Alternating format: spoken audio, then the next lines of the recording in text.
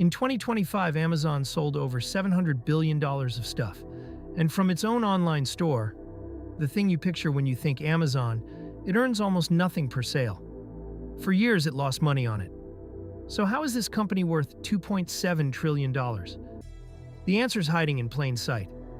And once you see it, you can't unsee it. Amazon isn't really a store. The store is the bait. Here's the mental model almost everyone has. Amazon buys products, stores them, ships them to you for a little more than it paid. Retail, a margin business. It's a good story. It's just not where the money is. Because Amazon quietly runs 4 other businesses most people never think about.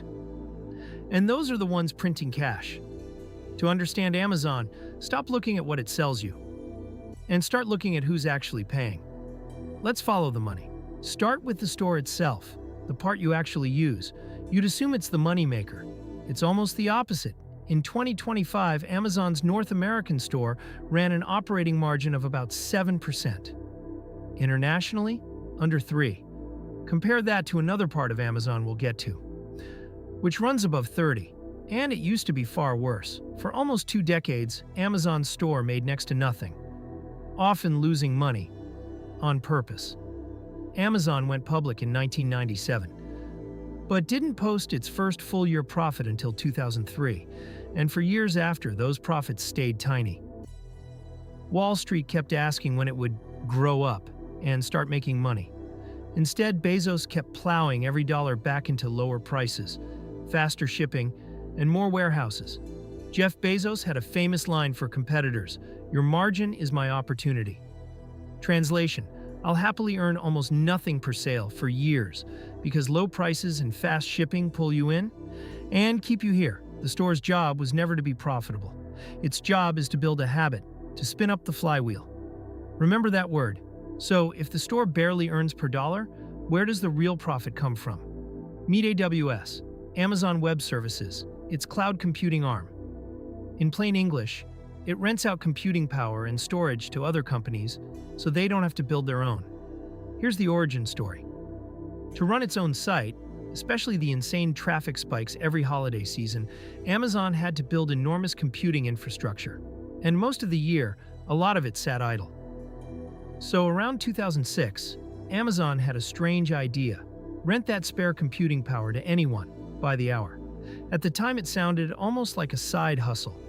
That side hustle is now the most profitable thing the company does. Today, AWS quietly powers a huge slice of the internet.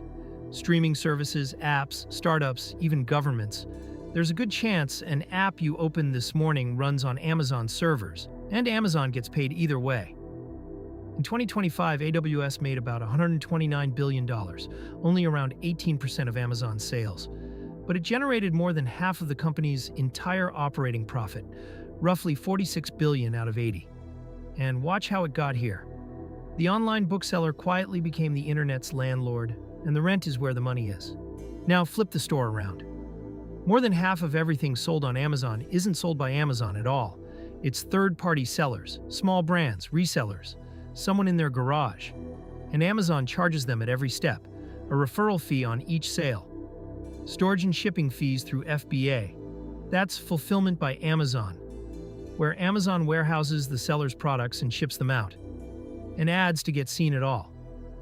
Stack it up and Amazon can take somewhere between a third and half of a seller's revenue. Picture a small brand selling a $25 gadget.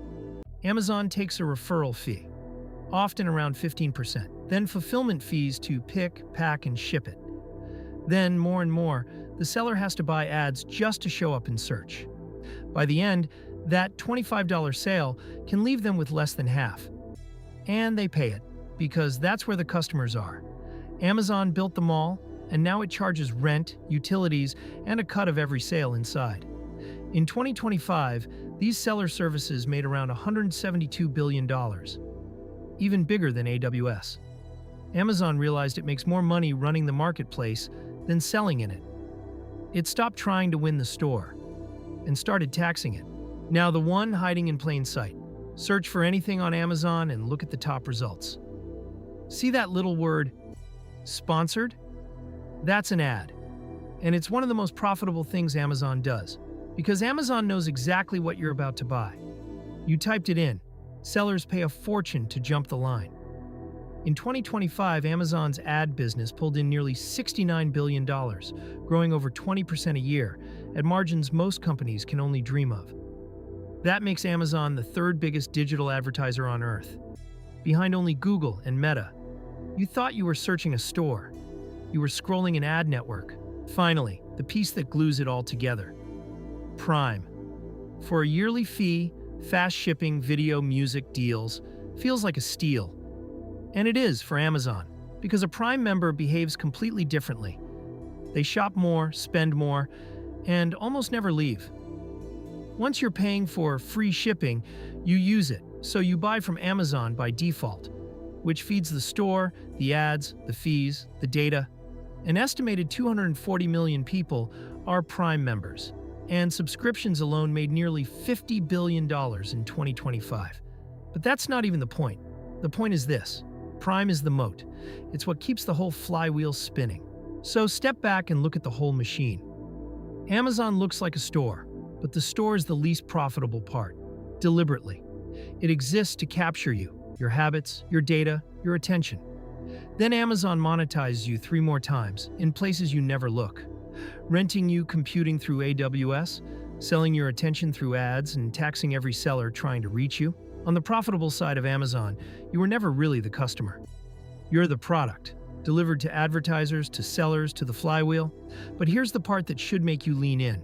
For almost 2 decades, Amazon barely made a profit. On purpose. It burned money to get bigger, cheaper, and more unavoidable than anyone else. And look what's happening now. Even its international store, which lost money for years, just flipped to profit in 2025. Now that Amazon has outlasted almost everyone, the winnings are finally rolling in. Is that a brilliant long game paying off exactly as planned? Or a company that starved its rivals and can now start squeezing? So, how does Amazon make money? Not by selling you things. By owning the marketplace, renting the cloud, selling the ads, and locking you into Prime. The store was just the moat's front gate. That question, genius or predator, isn't rhetorical. It's the whole debate. And it's exactly what we're doing next. A 2-part series, the case against Amazon, and the case for Amazon. Same company, both sides, argued as hard as we can. You decide. Want to know who we put on trial after that? Tell us in the comments. And if you like understanding how business really works, not just the giants, but the whole game, subscribe. This is Moat TV.